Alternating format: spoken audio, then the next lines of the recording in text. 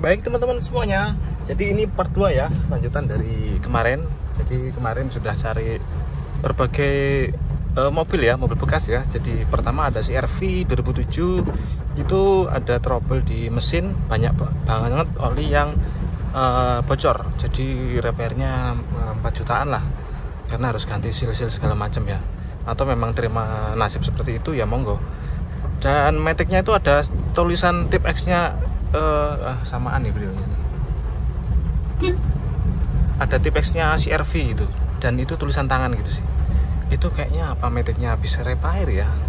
Nah seperti itu. Terus kemudian kalau untuk AC ya sama khasnya Honda ya, nggak ada yang dingin, AC-nya itu lama dingin.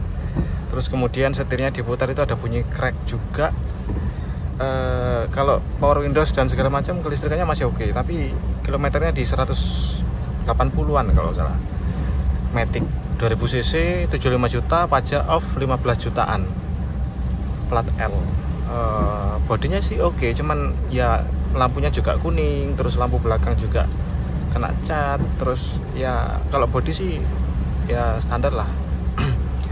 Keskip karena ya memang aku nyari yang bener-bener super ya. Aku malas kalau nyari yang PR gitu. PR itu karena gini teman-teman, PR itu kita tidak tahu sebenarnya harga pastinya berapa, dan hasil setelah di repair itu apakah benar atau tidak gitu teman-teman. Misalkan rembes ya, itu kadang ada loh teman-teman yang habis repair rembes itu rembes lagi. Kayak dulu aku repair sealnya VTEC-nya Jazz itu habis di repair juga tetap rembes. Jadi kadang repair itu belum tentu 100% sembuh teman-teman. Kaki-kaki apalagi, kaki-kaki CR-V itu mahal banget teman-teman, karena dia nggak kayak LCGC seperti ini, dia double wishbone segala macam ya. Jadi keskip. Terus kemudian ada Jazz GD3 itu mungkin lebih dari 10 kali ya aku cek unit itu, tapi nggak ada yang ku video karena ya memang privasi ya. Dan kebanyakan kalau yang Matic itu Matic-nya ambrol, jadi grotok gitu sih, karena dia EACV-nya nggak jalan, sehingga Matic itu RPM-nya naik turun dan netral enggak. Terus kemudian sebagian juga Matic-nya ngelos, Matic-nya delay, Matic-nya grotok, itulah pokoknya. Terus kemudian kalau dicek olinya itu pasti ada krem-kremnya gitu. Jadi GD3 itu ada dipsticknya di Matic-nya, kalau kita ambil itu olinya pasti ada kayak partikel besinya. Nah itu wis nggak berani ambil wis, pasti dalamnya siap-siap ini. Terus kemudian bearingnya itu biasanya sudah bunyi, jadi kalau dipakai jalan bunyi aneh-aneh. Kemarin itu bunyi juga pas di D, dia bunyi ngek gitu. Pas di R enggak, tapi jalannya sih normal. Tapi ada PR banyak di keropos body. Terus kemudian body juga dibor-bor karena dikasih body kit, anehnya dibor sih eman. Terus ya seperti biasa power windowsnya nggak ada yang sempurna ya, berat semuanya, dan itu nggak bisa di-repair, itu harus ganti motor karena itu bukan yang seret ya, tapi memang motornya lemah.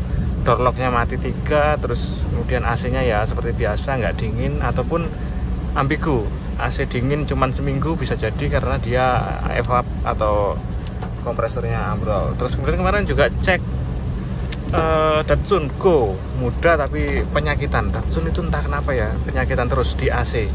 Kemarin tuh kompresor nggak jalan, AC nggak jalan apalagi. Jadi di AC on itu kompresor pun diam. Jadi bisa jadi itu magnet clutch atau kompresor atau prosesor apa itu namanya. Pokoknya intinya mobil itu nggak worth it karena bodinya juga banyak karat. Jadi salah satu mobil paling berkarat itu Datsun. Dari zaman dulu aku nyari itu selalu berkarat. Kalau mesin sebenarnya nggak ada masalah, cuman ya kayak tadi banyak karat, dan ya Nissan ya nggak durable ya. Terus kemarin nyari apa lagi ya, itu aja sih kayaknya. Terus ya udah nyari Brio aja kali ya. Kebetulan ini ada Brio yang harganya murah ya, jadi langsung ku ambil karena harga pasarnya di 110-105 lah. Jadi ini 96, 105 kan untung 10-an lah, 10-15. Ini memang lagi drop pasarnya ya, karena ada Brio S yang dijual, Brio S Matic itu 110-an. Kemarin juga ada yang 100 juta Brio S EMT, Brio E bukan S, E putih lagi 100 juta. Harusnya ngambil itu kali ya. Ya udah keburu ngambil ini, dia tiba-tiba ngurangi harga. Ya udah keburu. Nah oke, lanjut lagi ya, first impression di Brio. Ini nostalgia banget ya dari aku pakai Brio yang dulu. ternyata ada beberapa hal yang ternyata nggak separah itu. Ternyata road noise-nya ini nggak seburuk yang aku kira. Perasaan dulu itu Brioku sangat road noise, dan saat hujan seperti ini itu sangat berisik. Atapnya juga kelontang-kelontang gitu. Kalau ini kok entah kenapa agak senyap ya. Saya juga heran. Ini malah mirip-mirip sama Jazz GK5 adikku ini. Malah di road noise-nya lebih senyap dikit malah. Apa pakai peredam ya? Karena belum kucek bagian atap sama pintunya pakai peredam apa enggak. Karena ini kok nggak seperti Brio yang ku ingat-ingat dulu. Terus kemudian suspensi teman-teman. Suspensinya itu kalau kita ngikuti standar tekanan bannya itu di 26 sama 29 itu memang road noise-nya meningkat dan bantingannya agak mental-mental juga ya. Meskipun ada empuknya, tapi dia cenderung mental-mental. Nah ini ku kasih trik biar Brio itu jadi empuk, itu main di 20 PSI ya. Ini ku kempesin sampai kempes banget. Nggak ku cek dulu sih berapa ini, tapi mungkin di 18 sampai 22-an. Tapi ini nggak worth it untuk kecepatan tinggi ya, karena dia agak oleng, nggak sestabil yang ban standar. Tapi masih bisa 120 itu masih enak. Minusnya lagi, meskipun dia empuk banget, kalau menurutku ini malah lebih empuk daripada Ayla ya untuk bantingan. Tapi kalau untuk ayunan ini terlalu kaku, masih empukan Ayla. Tapi secara handling ini wah bener-bener di luar dugaan sih. Enak banget sih Brio ini, nggak ada obat sih memang. Jadi buat nikung itu dia nurut banget sih memang, dan nggak miring sama sekali meskipun banyak kempes ya. Kalau Ayla kan 80 ke atas itu sudah seperti perahu ya, jadi kayak ngawang gitu, ngadepnya mobil itu udah nggak jelas. Kalau ini masih proper, 120 ke atas masih proper. Terus minusnya lagi adalah kalau kita kempesin bannya itu econya nggak mau nyala. Jadi kita taruh di gigi 5 gitu, econya tetap nggak nyala dia, kecuali kita kendorin gas. Kalau kita gas dikit dia langsung kayak berat gitu sih. Dan ternyata bener dapatnya di 17-an. Susah banget. Dulu itu perasaan di 18 sampai 22 ya. Ini boro-boro 18, 17 sih malah. Ini banyak standar ya, jadi harusnya standar. Terus hal yang bikin nostalgia lagi itu adalah performanya teman-teman. Jadi ya 4 silinder dia lebih senyap ya, minim rattle dibanding Ayla. Ayla itu rattlenya parah banget. Ini seperti mobil beneran, jadi sangat minim rattle. Itu sih hal yang ku rasakan, dan memang mesinnya tidak getar sama sekali.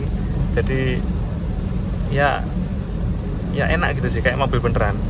Tapi Ayla itu meskipun pas jalan gini juga nggak terasa sih getarannya. Dia getarnya pas pelan sih. Kalau pas jalan seperti ini nggak ada bedanya sama sekali. Nah untuk karakter mesin ternyata sekempos itu ya teman-teman. Jadi yo banget ini memang RPM bawahnya. Apalagi kalau kebiasaan bawa matic ya, kita gas itu pasti jengat. Kalau ini kita harus turun gas ya, harus turun gigi maksudnya, turun gigi kedua, ketiga gitu. Kita gas baru bisa nyalip motor. Tapi sekali RPM di atas 4 atau 3, wah ini langsung kenceng banget. Dan RPM-nya itu langsung sampai 6,5 ya. Jadi gigi duanya itu bisa 90 km per jam dengan sangat enteng. Parah sih kalau masalah performance ini, wah bikin langsung jatuh cinta pasti. Apalagi pemakai Ayla 1.0 nyobain ini, wah pasti langsung suka banget sih dengan karakter mesinnya karena sangat kenceng. Oke, terus apa lagi ya? Ya tadi ya, iVTEC-nya itu bener-bener impresif, membuat Anda suka dengan Honda. Ya mungkin nilai plus dari Honda itu ya, ditambah handling yang enak dan keiritan juga oke. Nah ini gaspol nyalip motor nih susah banget. Tapi giginya 5 di 40. Ya karena memang efisiensi itu RPM-nya harus 1, sekian ya. Nah terus masalah AC teman-teman, jadi nostalgia lagi. Aduh, kemarin itu masuk angin karena kaget naik Brio, karena bantingan Brio itu agak kaku ya di leher itu. AC-nya juga nggak rata, yang dingin itu bagian tangan sama dada, sedangkan leher sama belakang badan itu panas. Nggak tahu ya kenapa Honda itu AC-nya nggak bisa rata gitu ya, jadi bikin saya masuk angin. Kemarin sempat muntah-muntah gara-gara naik Brio ini. Ini sudah mulai sedikit adaptasi, tapi dibanding Ayla gitu aku lebih suka Ayla. Ini Brio ini kalau menurutku ya panas, dia itu kejemur sedikit panas, aneh dia. Jadi kayak platnya itu kayak merasa panas dengan buruk gitu ya, nggak seperti Ayla. Ayla itu meskipun kejemur gitu dia masih aman, padahal plafonnya hitam dan dia itu Ayla merah ya, sedangkan ini Ayla abu-abu. Sedangkan ini Brio abu-abu itu entah kenapa mobil ini panas. Kalau kita jemur sedikit saja gitu langsung panas, dan panasnya itu nggak enak banget. Beda dengan Ayla, apalagi Sienta. Wah, Sienta itu kejemur nggak panas itu. Brio sama Jazz itu entah kenapa kalau kejemur dia seperti itu. Jadi AC-nya itu membuat cepat masuk angin ya, karena nggak rata. Kalau hujan gini masih aman, tapi kalau pas panas terik harus pakai kaca film yang sangat gelap kayaknya, biar kita nggak masuk angin. Tahu ya, dari dulu aku pas pakai Brio selalu masuk angin, sering masuk angin daripada sekarang. Ini masuk angin lagi ini.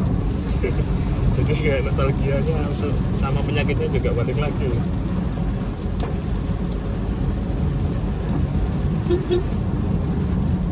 Nah, buat teman-teman kalau Brio yang tipe S ternyata tilt steeringnya kan nggak ada. Jadi setirnya ini sangat tinggi banget.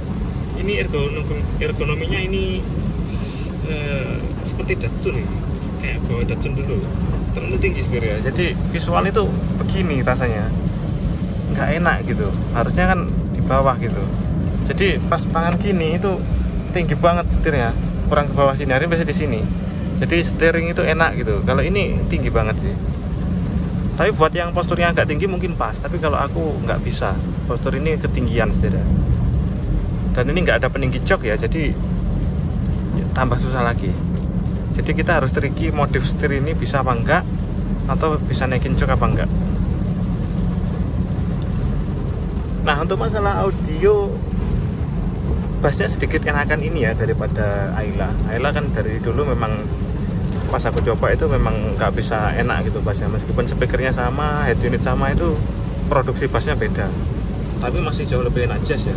Datsun juga enak sih. Yang paling nggak enak tetap Ayla. Terus kemudian ini ternyata lebih lebar daripada Ayla, karena pas masuk gang itu sebelumnya ngepres banget. Jadi Ayla itu ramping. Ini hampir kayak Sienta ini. Karena pas masuk tanpa lipat spion ini hampir ngepres tembok. Sedangkan Sienta juga sama.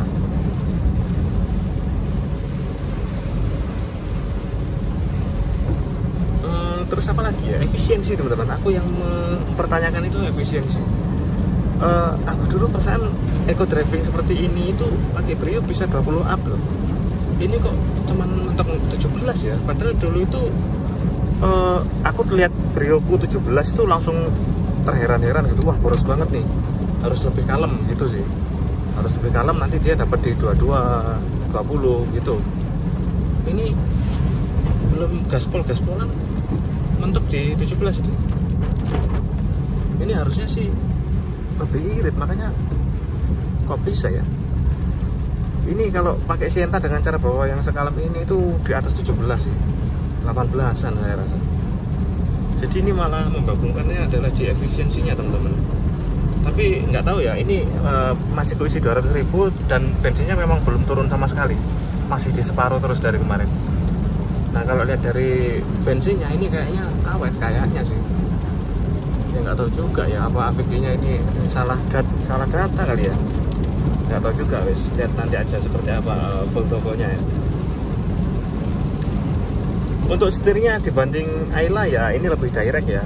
Dari dulu aku selalu bilang kalau Brio itu selalu lebih direct setirnya. Jadi belok dikit ya mobilnya langsung belok banyak.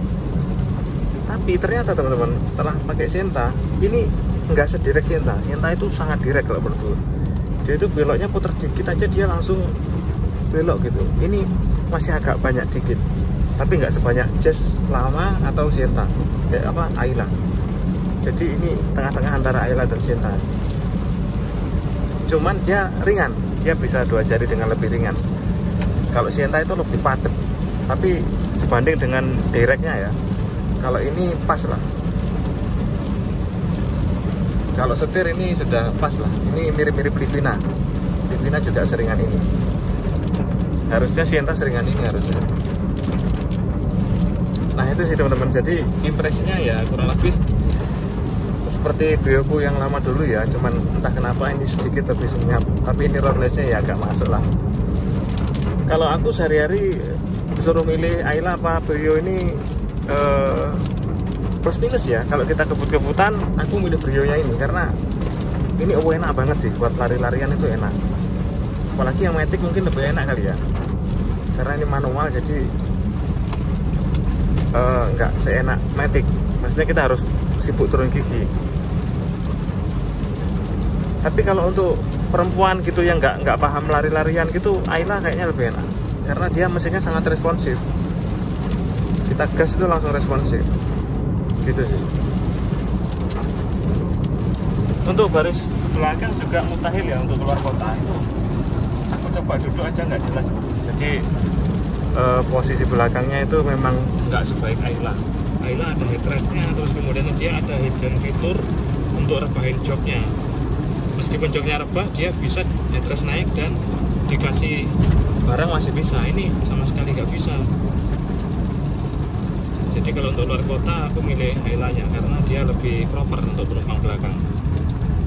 Kalau untuk jok depannya ini lebih proper. Ini sandaran kepala dan segala macamnya enak. Kalau Ayla kan separuh kepala itu yang depan. Kalau ini pas.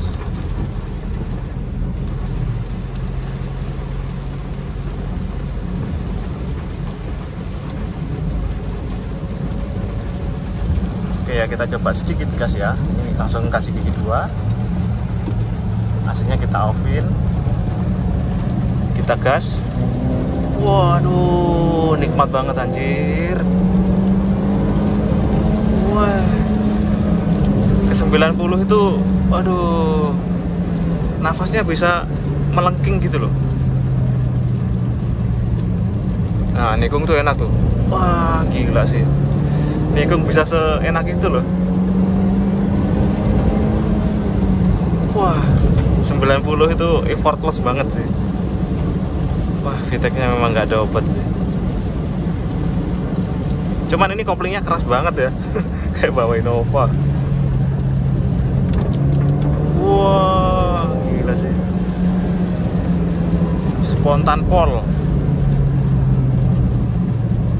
Cuman siapa yang bawa seperti itu di jalan ya? Itu penumpang langsung panik gitu.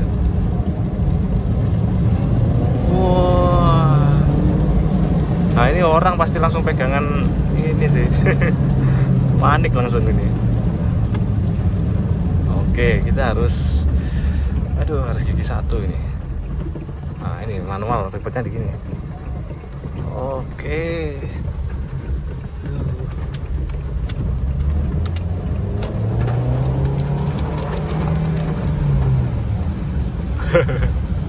Manual susah anjir.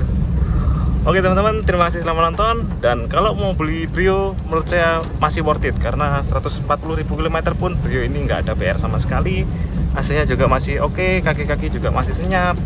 Terus kemudian kelistrikan juga aman, mesin aman. Jadi Brio ini masih worth it teman-teman buat kalian di 2025, 2014 padahal ini ya. Dan Brio ini menurut saya estetik modelnya, manis. Meskipun dia banyak minus, tapi menurut saya estetik dibanding Ayla secara model. Oke teman-teman, terima kasih telah menonton. Jangan lupa tonton video-video selanjutnya.